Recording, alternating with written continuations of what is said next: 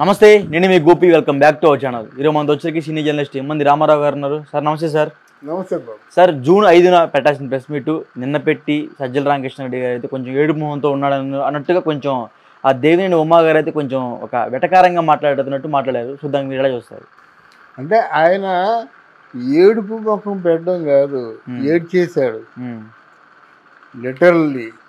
తర్వాత జగన్మోహన్ రెడ్డి తాలూకు ఎత్తులు గిత్తులు ఇవన్నిటికీ కూడా మూలకారకుడు ఎవరయ్యా అంటే సజ్జల రామకృష్ణారెడ్డి అని తెలిసిపోతుంది.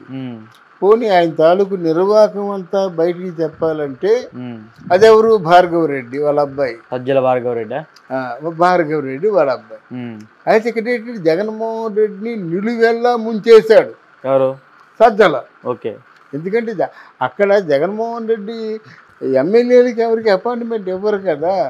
అక్కడికి వెళ్ళి నేరుగా మాట్లాడే వాళ్ళు ఎవరున్నారు? సజ్జల రామకృష్ణారెడ్డి, అప్పుడప్పుడు విడుదల రజని, అప్పుడప్పుడు విడుదల రజని ఎందుకు వెళ్ళిద్ది అడిగి? అయ్యా నేను చెప్పిన మాటలు వినండి, అందరికీ తెలిసింది. మళ్ళీ నన్ను స్పష్టంగా అడుగుతారేంటి? విడుదల రజని వెళ్ళి మాట్లాడగలదు. అందరికి లేని స్పెషల్ అలా రోజా కూడా స్పెషల్ ఉంది, అలా నానికి కూడా స్పెషల్ ఉంది. అంతే, మిగతా వాళ్ళు ఎవరు మాట్లాడరు. ఎవరైనా తిట్టమన్నప్పుడు ఆ తిట్లు కూడా స్క్రిప్ట్ సజ్జల రామకృష్ణారెడ్డి ఇచ్చింది, ఆ కంటెంట్ చూస్తారు, తిట్టేస్తారు. అంతే, ఆకు తోక తెలియకుండా. అందువల్ల వాళ్ళు ఎవరికి అంటే అనుమతి ఇవ్వలేదు.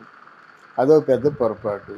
2 ఏళ్ళు కరోనా నెపంతో పడుకున్నారు తాడేపల్లి ప్యాలెస్లో. ఇంకా 3 ఏళ్ళు కూడా వీళ్ళు అనుకున్నది ఏంటంటే, వాళ్ళ ప్రధానంగా చేసిన తప్పు ఏంటంటే, ఇంటింటికి తాయిలాలు ఇస్తున్నాం కదా, వీళ్ళు క్యాష్ మన చేతితో ఇచ్చిన డబ్బులు తీసుకుంటున్నారు అంటే వీళ్ళు తప్పకుండా మన పట్ల గ్రాటిట్యూడ్ చూపిస్తారు, కృతజ్ఞతలు చూపిస్తారు అనే ఉద్దేశంతో వీళ్ళు ఉన్నారు. అక్కడ ఏమైందంటే, ఈ వైసీపీ ఎవరికి ఏమి చెప్పకపోయేసరికి ఏదో దిశానిర్దేశం ఉండాలి కదా. అక్కడి నుంచి ఏ నియోజకవర్గానికి ఆ నియోజకవర్గం రాజులైపోయారు. ఒకటి తలకాయ పగలు కొట్టేసినా, ఒకనేమో మర్డర్ చేసి పార్సిల్ చేసినా ఇది పట్టించుకోలేదు. ఒక అమ్మాయిని ఏదో అంటే తమ్ముడు గట్టిగా మాట్లాడండి, తమ్ముడిని పెట్రోల్ పోసి కాల్చేసినప్పుడు కూడా ఎవరేం మాట్లాడలేదు. దాని మీద ఏంటంటే వైసీపీ చాలా అంటే దారుణంగా ప్రజల్ని బాధిస్తుంది, ప్రశ్నించే గొంతు నొక్కేస్తుంది, ప్రశ్నించే మీడియాని నొక్కేస్తుంది, ప్రశ్నించే వాళ్ళందరూ కూడా పక్కన పెట్టేస్తుంది, ప్రశ్నించే పవన్ కళ్యాణ్ సినిమాలకి టికెట్లు దించేసింది. ఇలా చాలా చాలా చాలా ఇటువంటి జనంలో ఉన్నటువంటి మాటలు బయటికి బాగా స్ప్రెడ్ అయ్యాయి. తర్వాత ఏమిందంటే, పోలవరం పూర్తి చేస్తా ఉన్నాడు, పూర్తి చేయలేదు. మరి అప్పుడు అంటే 2019లో మేనిఫెస్టో ఇచ్చినప్పుడు డెఫినెట్గా పోలవరం పూర్తి చేస్తూ ఉన్నాడు. ఇదే మన జగన్మోహన్ రెడ్డి. ఒక అనిల్ కుమార్ యాదవ్ అని ఉన్నాడు, అసలు అసెంబ్లీలో మాట్లాడుతూ will finish it by December 31 అన్నాడు. అది మాడ్యులేషన్తో. పర్సెంటా 1% ఎందుకయ్యా తొందర? అదే మాడ్యులేషన్తో మాట్లాడాడు. కానీ ఇవన్నీ 1% అయినా పెంచాడా?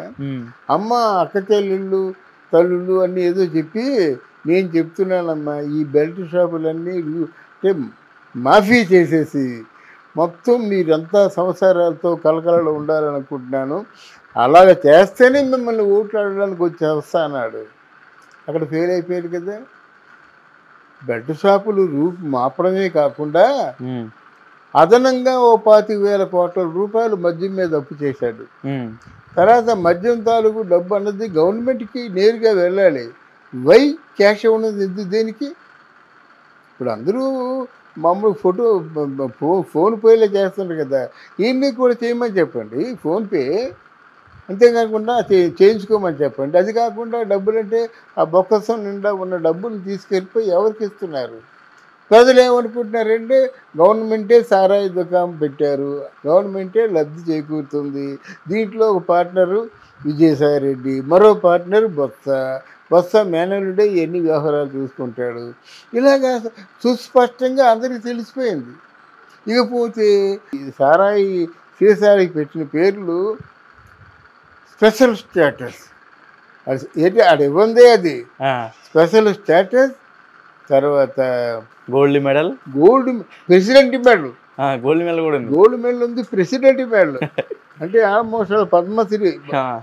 అలాగా ఇట్లాంటి దిక్కుమాల పేర్లన్నీ తాగిన బూమ్ బూమ్ బూమ్. అంటే ఏమైందంటే వాళ్ళు తాగిన వాళ్ళలో ఒక 30% మృతి చెందినట్టుగా అధికార సమాచారం. ఇన్ని రకాలుగా వారు ఫెయిల్ అయ్యారండి. ముఖ్యంగా ఏంటంటే ఇంతవరకు ప్రభుత్వం జాతీయ సంపద మీద కొన్నేయలేదు. ఎన్నైనా కష్టాలు పడ్డది, అప్పులు తెచ్చుకుంది, కానీ జాతీయ సంపద మీద కన్ను వేయలేదు. అటువంటిది ఋషులు నివసించే కొండని ఆ గుండెలు బద్దలు చేసి బిల్డింగ్ కట్టించుకుంటే ఆ ప్రజలకు ఎలాగుంటుంది? ఇది ఎథికల్గా అయినట్టయితే, సైంటిఫిక్గా ఏంటంటే విశాఖపట్నంలో ఉన్నారు కాదు, ఆ సముద్ర తీరంలో ఉన్నటువంటి వాళ్ళకి రక్షణ అదొకటే ఋషికొండే. ఆ ఋషికొండ వరకు వచ్చి అంతతో వెనక్కి వెళ్ళిపోద్ది. ఆ కొండ బట్టి అంతకాలం ఉన్నారు, ఆ కొండను తీసేస్తే ఉంటారండి. అది అటువంటి కొండను ముక్కలు చేసావు, బోడిగుండు చేయించేసావు, గుండెలు బద్దలు చేసావు.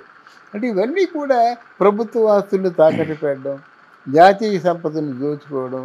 పెందుర్తిలో స్వరూపానందేంద్ర స్వామి అని చెప్పేసి ఒక స్వామీజీని పెట్టుకొని ఆ స్వామీజీ పేరుతో కొన్ని వందల ఎకరాలు కబ్జా చేయడం.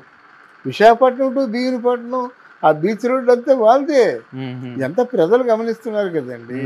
ఎవరు ముగ్గురికే తెలియాలి, సజ్జలకి తెలియాలి, జగన్మోహన్ రెడ్డికి తెలియాలి. ఇక్కడ మన ఎవరు సజ్జలకి జగన్మోహన్ రెడ్డి, వైఎస్ఆర్ మన విజయసాయి రెడ్డి. ఓకే. బొత్స రెండో పక్షం. బొత్సని అలా కూర్చోబెట్టాడు.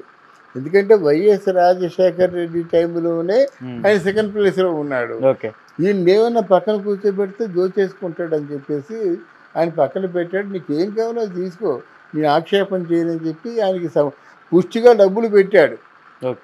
వీళ్ళందరికీ ఇప్పుడు చూసారు, అగంతకులు ఉన్నారు కదా, రోజా కానీ నాని కానీ, అంబటి రాంబాబు లేడు, రోజా, నాని, విడుదల రజని, అంతే విడుదల రజని, వీళ్ళు మాత్రం సమృద్ధిగా సంపాదించుకోమని చెప్పాడు. దాని తాలూకు ఫలితం ఇది. వీటన్నిటికీ కారణభూతుడైనటువంటి సజ్జల ఈరోజు ఏడకు తప్ప ఏముంది? లండన్ నుంచి వస్తున్నాడు, నా కొడక నీ వల్లే అంతా అయ్యిందిరా అన్న అనొచ్చు. అది ప్రజల అభిప్రాయం, నా అభిప్రాయం కాదు. నట్టేట ముంచేసావు కదరా, 30 ఏళ్ళు సీఎంగా ఉందాం అనుకున్నాను కానీ ఇలా చేసావు కదా అని పెద్దలు ఉతికి ఆరేసేస్తాడన్నమాట.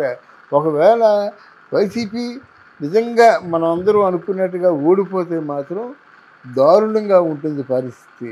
సజ్జల పరిస్థితి దారుణంగా ఉంది. సజ్జలకి ఎవరు దిక్కంటే రోజా లాంటి వాళ్ళకి, కొడాలి లాంటి వాళ్ళకి, మళ్ళీ టీడీపీ దిక్కు. ఈరోజు నేను చెప్తున్నాను,